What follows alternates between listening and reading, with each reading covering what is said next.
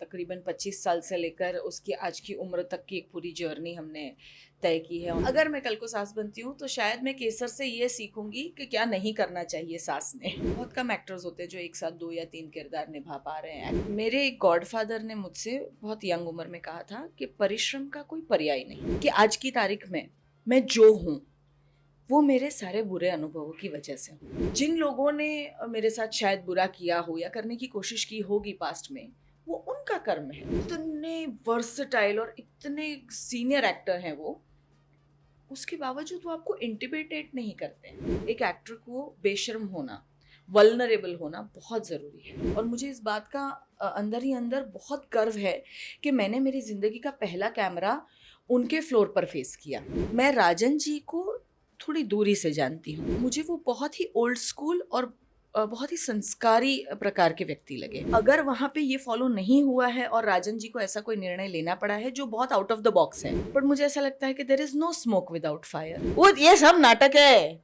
सब नई नई बहू है, डरी सहमी सी रहती है। जी धीरे धीरे पर निकलेंगे ना, देखो ये मेरे सर पे चढ़ के नाचने वाली है लड़की। नमस्कार, मैं हूँ भक्ति राठौड़ और आप मुझे देख रहे हैं सिर्फ फर्स्ट इंडिया पर। हेलो, आप देख रहे हैं फर्स्ट इंडिया। मैं हूं रजनी दुबे और आज मेरे साथ एक ऐसी मेहमान है जो अपने अलग अलग किरदारों के ज़रिए लाखों करोड़ों दिलों को जीत रही हैं। पुष्पा इम्पॉसिबल में कभी सोनल बन के तो कभी आँख मिचोली में केसर बाप बन के काफ़ी ज़्यादा एंटरटेन कर रही है। तो चलिए देर न करते हुए करते हैं उनसे मुलाकात। हेलो, कैसी हैं आप? नमस्कार, मैं बहुत बढ़िया हूँ Rajni ji, thank you for such kind words. तो भक्ति जी, सबसे पहले आप केसर बा बन के किस तरह से एक्सपीरियंस कर रही हैं, एक सास का किरदार निभा रही हैं? सिर्फ एक सास के किरदार से भी ज़्यादा केसर बा के अपने जो कलर्स हैं, मुझे वो बहुत मैं उसे एंजॉय कर रही हूँ, क्योंकि बहुत ही यूनिक किरदार है। इसीलिए शायद कहानी का इतना अहम हिस्सा भी है। उसके बहुत सारे लेयर्स हैं। हमने उसको तकरीबन 25 साल से लेकर उसकी आज की उम्र तक की एक पूरी जर्नी हमने तय की है ऑन स्क्रीन उसके साथ। तो उसके जितने लेयर्स और कलर्स हैं वो मैं बहुत एंजॉय कर रही हूँ। और उसमें मुझे अच्छी खासी एक बहू दे दी है, तो एक और कलर ऐड हो गया है उसमें। So I am thoroughly enjoying myself. मेरे लिए काफ़ी नया अनुभव भी हो रहा है कैरेक्टर के अंदर। और काफ़ी बार ऐसा होता है कि हम जो कैरेक्टर भले फिक्शनल प्ले कर रहे हैं, लेकिन हम ज़्यादातर समाज को आईना दिखाने की कोशिश कर रहे होते हैं। ये हमारा काम है, इंडस्ट्री का, एंटरटेनमेंट बिजनेस का ये काम है। तो मैं बतौर एक्टर ये कोशिश करती हूँ कि जो भी लिख कर आता है उसे हम रियलिस्टिकली कैसे पोर्ट्रे कर सकते हैं, जिससे कि आम देखने वाली ऑडियंस को या तो अपने अंदर उसके अंश दिखे या अपने आसपास वो कैरेक्टर्स दिख जाएं। सो वो प्रोसेस भी मेरे लिए बहुत मज़ेदार है। आप केसर बा बनी है, एक सास बनी है, तो जो भक्ति राठौड़ है कितना रिलेट करती हैं इस रोल से अपने आप को? जिस तरह से एक सास का काफ़ी स्ट्रिक्ट भी हैं लेकिन दिल की बहुत अच्छी भी हैं, लेकिन जब उन्हें पता चलेगा कि उनकी बहू काफ़ी ज़्यादा पढ़ी लिखी है, ऑफिसर है, तो ऑनेस्टली मैं बहुत पर्सनल लेवल पर केसर को सास के तौर पर बिल्कुल रिलेट नहीं करती हूँ, क्योंकि मेरी केसर की जो जर्नी रही है, जिसकी वजह से उसकी जो मान्यताएं हैं, मेरे जीवन का वो प्रवास ही नहीं रहा। तो मेरी मान्यताएं सास के तौर पर, अगर मैं कल को सास बनती हूँ, जिसको अभी तो बहुत देर है, पहले मैं माँ बनूँ फिर मैं सास बनूंगी। लेकिन अगर मैं कल को सास बनती हूँ तो शायद मैं केसर से ये सीखूंगी कि क्या नहीं करना चाहिए सास ने। तो सिखाकर तो वो ज़रूर जा रही है, बट मैं पर्सनल लेवल पर बतौर सास रिलेट नहीं करती हूँ। क्योंकि मेरा बहुत पर्सनली ये मानना है कि जब कोई नए रिश्ते जुड़ते हैं जो खून के रिश्ते नहीं हैं, जैसे हस्बैंड वाइफ का है, सास बहू है, दिरानी जेठानी वगैरह वगैरह, अगर इन रिश्तों की शुरुआत दोस्ती से हो और अगर इन रिश्तों में दोस्ती और मान सम्मान कायम रहे, तो ये रिश्ते बहुत ही मधुर रह जाते हैं, जीवन भर के लिए बहुत मीठे रह जाते हैं। आप जीवन में आने वाली हर दिक्कतों का और हर डिफरेंस ऑफ ओपिनियन का सॉल्यूशन बहुत इजीली ला सकते हैं बिना एक दूसरे को हर्ट किए। तो मैं जो इस वक्त केसर कर नहीं रही है, वो ज़रा ज़्यादा ढीठ हैं और उसकी अपनी वजहें हैं, तो पर मैं रिलेट नहीं करती। एंड आई होप कि हमारे हिंदुस्तान की कोई भी सास केसर की जो स्ट्रिक्ट पना है उससे रिलेट ना करे। मैं चाहती हूँ कि हमारे हिंदुस्तान की हर सास जो बहू के साथ रहती है हमारे यहाँ जॉइंट फैमिलीज में, वो बहू की मित्र बने। एक बाहर से आई हुई लड़की अपने घर में, उसे कैसे बेटी का सम्मान दिया जा सके, बेटियों वाली छूट और पैम्परिंग दिया जा सके, मैं चाहती हूँ कि हर सास वो बिहेव करें। 2 शो कर रही हैं, पुष्पा इम्पॉसिबल, जी। फिर आँख मिचोली, कैसे मैनेज करती हैं? मैंने सुना आपको काफ़ी कम नींद मिलती है, तो किस तरह से आप दोनों शो को मैनेज कर रही है? घर भी मैनेज करना है, सेट पर भी आना है, तो किस तरह से दोनों का बैलेंस करके रख रही हैं? ऐसा है, मुझे अभी बीच में मेरे एक दोस्त ने पूछा कि अरे इतना काम करती है, अनवाइंड कब करती है? तो हम जो कहते हैं ना कि अरे रिलैक्स कब करती है या अपने आप को एंटरटेन कब करती है, फ्रेश कब होती है? तो मेरा जवाब ये था कि मेरा काम ही मेरा अनवाइंडिंग है। फॉर्चुनेटली कहिए या जो भी, मुझे बहुत पसंद है मेरा काम। I love doing my work. मुझे सेट पर आना बहुत पसंद है। मुझे दोनों किरदार, बहुत कम एक्टर्स होते हैं जो एक साथ 2 या 3 किरदार निभा पा रहे हैं एक्टिवली। ये मौका मिलता है आपको, या इतना समय एडजस्ट दोनों प्रोडक्शन हाउसेस कर लेते हैं, जो ये दोनों बहुत खूबसूरती से कर रहे हैं। हैट्स ऑफ भी, और शशि सुमित बहुत अच्छे से डेट्स मैनेज कर रहे हैं मेरे लिए। तो ये मौका मुझे मिला है which is rare, and I am enjoying it thoroughly. मतलब अगर नींद खोनी है तो ऐसी किसी भी वजह से ना खोऊं मैं। तो मैं बहुत बहुत मज़े ले रही हूँ इस बात का। जब तक ये जगलिंग चल रहा है तब तक मैं इसको पूरी तरह से वसूल करके I am enjoying my self completely. तो मुझे एक्चुअली मुझे कोई तकलीफ़ हो रही है या अरे थक गई हूँ या ये कोई फीलिंग ही नहीं है। बहुत मज़ा आ रहा है। आपको अगर आपको जैसे हमको डिज्नीलैंड बहुत पसंद होता है, ठीक है, तो आपको कोई एक साथ 2 डिज्नीलैंड की टिकट दे दे पूरे दिन के लिए, आप दोनों में जाओगे ना? भाग भाग कर और थक कर भी जाओगे ना? बस मेरे लिए ये मेरा डिज्नीलैंड है। आपने अपने करियर की शुरुआत काफ़ी कम उम्र में की थी, कई गुजराती फ़िल्में आपने की हैं, नाना पाटेकर के साथ भी आपकी फ़िल्म आ रही है। तो कितना स्ट्रगल लाइफ जब रहता है ना, कितनी मुश्किलें आई, क्या कुछ फेस करना पड़ा आपको जब इंडस्ट्री में आपने कदम रखा? मेरे एक गॉडफादर ने मुझसे बहुत यंग उम्र में कहा था कि परिश्रम का कोई पर्याय नहीं।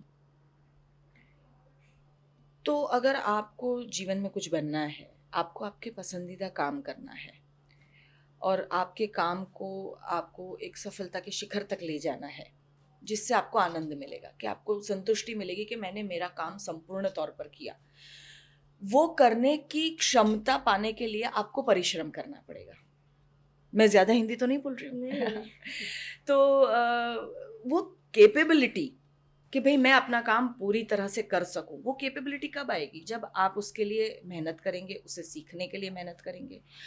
हमारी इंडस्ट्री ऐसी है जहाँ पर जिसके लिए कोई स्कूल नहीं है या कोई डिग्री नहीं है, जिसकी हम एग्ज़ाम देकर पास होकर फिर इंडस्ट्री में आते हैं, ऐसा नहीं है। तो इस इंडस्ट्री का और इस आर्ट का सीखना ही है कि आप काम करते जाओ और काम में से सीखते जाओ। डेफिनेटली स्ट्रगल्स की हैं हमने, काफ़ी छोटे मोटे फेलियर्स भी देखे होते हैं, कभी बड़े फेलियर्स भी देखे होते हैं, कभी हमसे बहुत बड़ी कभी छोटी गलतियां हुई होती है। तो डांट खाने की तैयारी रखो। आपके टीचर्स, आपको जो टीचर्स मिले उनसे सीखने की तैयारी रखनी चाहिए, जो मैंने किया। मुझे हमेशा से गुरु की झंखना रही है। मुझे कुछ बहुत अच्छे गुरु मिले, उन्होंने मुझे बहुत कुछ सिखाया, क्या करना चाहिए क्या नहीं करना चाहिए वगैरह वगैरह। तो हाँ, मुँह के बल भी गिरे हैं काफ़ी बार, पर उसी से तो सीखेंगे। अच्छे अनुभवों से थोड़ी सीखते हैं आप सीखते बुरे अनुभवों से ही है ना। तो बहुत स्ट्रगल की है, जिसकी वजह से भी शायद मुझे मेरे काम को लेकर इतना वैल्यू है। मैं उसको इतना प्राधान्य शायद इसीलिए देती हूँ, या मुझे पसंद इसलिए है इतना कि वो सारी मुँह के बल गिरने के बाद हम सीख गए। हम बहुत सारे इंटरव्यू करते हैं, जी। अपने स्ट्रगल के दिनों को याद करते हैं, बहुत सारे बुरे फेजेस भी रहते हैं, कास्टिंग काउच से भी गुजरना पड़ता है। हाँ। मतलब उनका काफ़ी कुछ होता है कि जो आज भी याद करते तो उनकी आंखें भर आती। तो कुछ आपके साथ ऐसा हुआ है, रिजेक्शन फेस किया हो कुछ लाइफ में, जो आज याद आता हो? तो मतलब आज का दिन तो आपका बहुत अच्छा है, लेकिन पुराने दिन कहते हैं ना याद आता है, तो सोचते हैं कि वो भी दिन थे, इतने मुश्किल दिन थे वो। हाँ, देखिए ऐसा है कि आज की तारीख में मैं जो हूँ वो मेरे सारे बुरे अनुभवों की वजह से हूँ। अगर मैं आज अच्छा काम कर पा रही हूँ, मैं लोगों को मान सम्मान से ट्रीट कर सकती हूँ, मैं अपने काम को सम्मान दे पा रही हूँ, मैं काम में निपुण हूँ अगर, तो वो मेरे बुरे अनुभवों की वजह से हूँ। तो मैं मेरी ज़िंदगी का कोई भी एक्सपीरियंस जिसे कहते हैं मैं रिग्रेट नहीं करती, मुझे अफ़सोस नहीं है। अगर वो सब नहीं हुआ होता तो शायद मैं आज ये ना होती ना। आप मेरा इंटरव्यू लेने क्यों आते? फिर ऐसी बात है, और मेरे पास शायद बताने को भी इतनी चीज़ें ना होती। अनुभव सबसे मूल्यवान सीख है इस जीवन की, और हमारी सबसे बड़ी मूड़ी है अनुभव। तो मैं कैसे उसका अफ़सोस करूँ? मुझे कभी आँख में पानी नहीं आता, क्योंकि मैंने मेरे काम को सीखने की जंखना में वो अनुभव लिए हैं। जिन लोगों ने मेरे साथ शायद बुरा किया हो या करने की कोशिश की होगी पास्ट में, वो उनका कर्म है। मैं आज उन्हें कहीं नहीं देख रही हूँ, तो वो उनका कर्म है ना, मुझे याद नहीं रखना है, मुझे भूल जाना है। वो मुझे कुछ सिखाने आए थे, मैंने सीख लिया, मैं आगे बढ़ गई। वो नहीं दिख रहे मुझे कहीं, ओके, वेरी गुड। कल को मिल भी जाएंगे तो शायद कर्म बदल दिए होंगे उन्होंने, अच्छी बात है, उन्होंने भी सीख लिया। सो नो, जिस दिन मैं अफसोस करूंगी उस दिन मैं गलत राह पर हूँ। नाना पाटेकर के साथ कैसी एक्सपीरियंस रहा आपका, और किसके साथ बॉलीवुड में फिर से काम करना चाहती हैं आप? अद्भुत अनुभव रहा है नाना जी के साथ अभी तक। He is a wonderful person. उनकी इमेज बड़ी अजीब सी इमेज, पता नहीं क्यों बन गई है। हमारा जितना अनुभव रहा, हमने काफ़ी 2 शेड्यूल्स तो हमने काफ़ी लंबे लंबे एक साथ किए हैं, वो भी आउटडोर वगैरह में आप करते हैं तो बहुत अलग दिक्कतों के साथ आप शूट कर रहे होते हैं। ऐसे में आपका जो सबसे सीनियर आर्टिस्ट है, आपका जो लीड आर्टिस्ट है, वो ज़्यादातर लगाम संभालता है कि भाई किस तरह का कल्चर सेट होना चाहिए, वर्किंग वगैरह। नाना जी ने इतना खूबसूरत बैलेंस्ड कल्चर संभाला है। हंसी मजाक भी कर लेते हैं, डिसिप्लिन के नाम पर वो अच्छे से, बहुत प्यार से डिसिप्लिन भी सेट कर लेते हैं। एक संस्कारी माहौल आपको फील होता है, आपको बड़ा सेफ फील होता है उनके आसपास।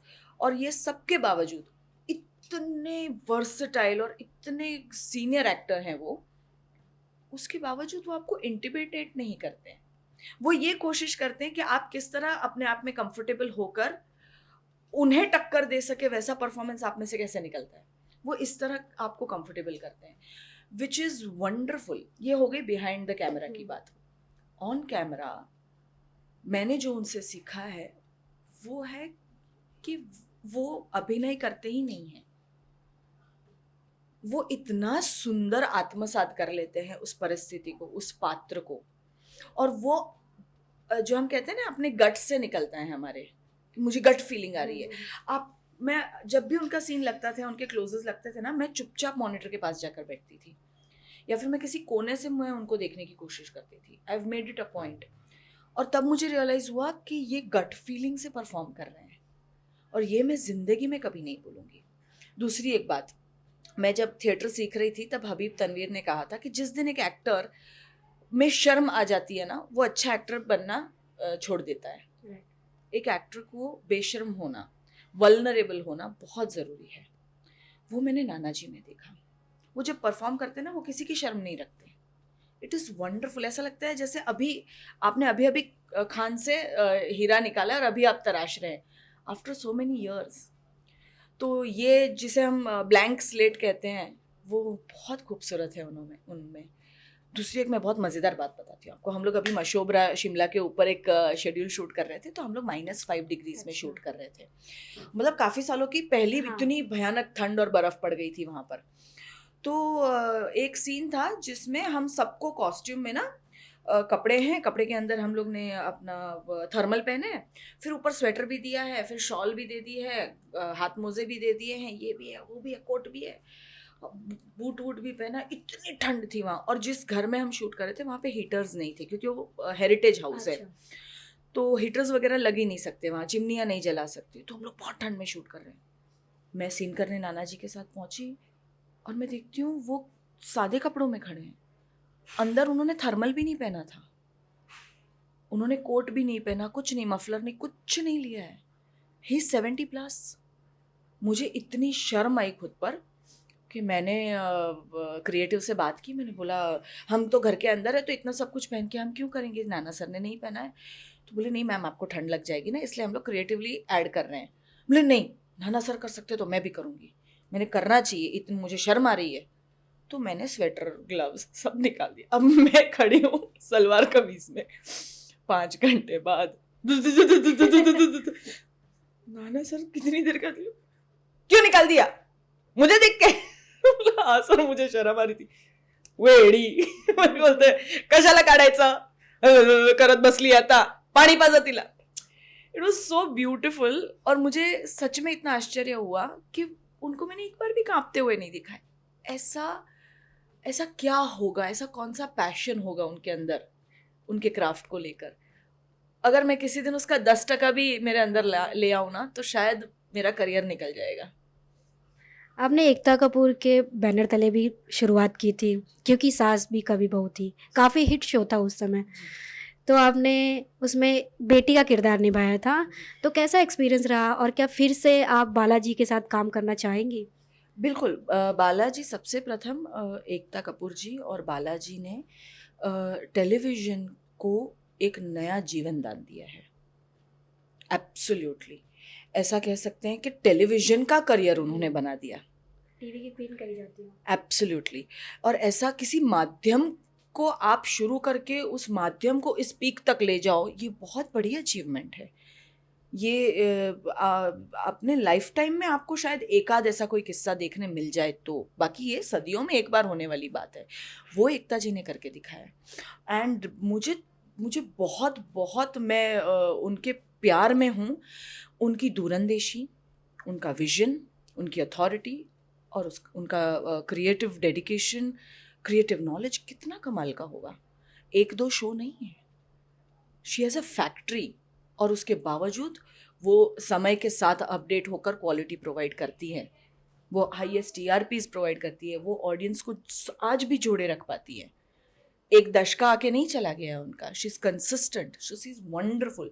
और मुझे इस बात का अंदर ही अंदर बहुत गर्व है कि मैंने मेरी ज़िंदगी का पहला कैमरा उनके फ्लोर पर फेस किया और उनके एक बहुत ही खूबसूरत शो से फेस किया. उस वक्त क्योंकि को 2 साल पूरे हो चुके थे. मेरा काम मुश्किल से 2-3 दिन का था. मैं बिल्कुल नया शुरू कर रही थी. मेरे स्ट्रगल के दिन थे, कोई जान पहचान नहीं. तो हम छोटे छोटे कामों से शुरू करते हैं. वैसे एक छोटा सा काम था, पर रोल बहुत सिग्निफिकेंट था मेरे लिए.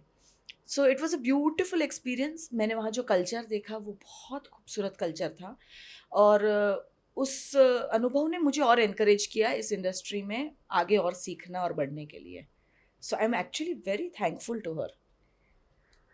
सेट से बहुत सारी ऐसी न्यूज़ भी आती, कंट्रोवर्सी भी आती, जो स्टार कास्ट होते हैं उनका भी नहीं आपस में जमता. अभी ये रिश्ता क्या कहलाता कि 2 स्टार कास्ट को निकाल दिया, आपने सुना होगा, शहजादा धामी.